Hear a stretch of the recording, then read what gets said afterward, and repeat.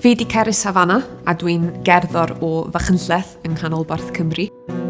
Fel armor o wedi, rwy'n brysio ma'n brysur tua'r Rhyngwladol.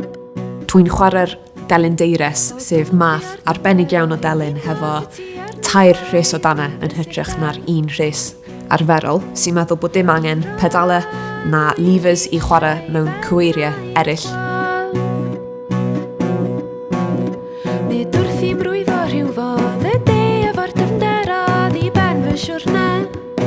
A mae gan y deires hanes rili diddorol. Nath i dechrau yn yr Eidal cyn symud draw i Lundain, lle nath Cymru Llundain cwmpo mewn cariad hefo hi am ryw reswm, a mynd â hi nôl i Gymru, ac dros y blynyddoedd mae pawb arall yn y byd wedi cael y syniad call a di symud mlaen i dilynau mwy ymarferol, ond mae Cymru wedi dal mlaen i'r offeryn rhyfedd yma hefo'i 90 tant. Trwy'r fawr allu, bydd sir neb yn syrthio a thair yn cael ei wirio yn edlir i ni. A dwi yn dod o linach a draddodiad cryf iawn o gerddoriaeth traddodiadol Cymreig ar y deires.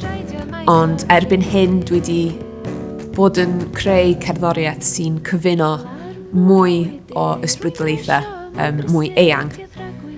Dwi'n cael fy ysbrydoli gan pethau fel minimaliaeth a cherddoriaeth clasurol a cherddoriaeth pop ac electronic, yn hytrach na gerddoriaeth traddodiadol yn unig, mai dyna yw craidd be dwi'n neud, a dwi'n rili mwynhau tynnu'r holl bethau yna at ei gilydd yn fy nghyfansoddiadau.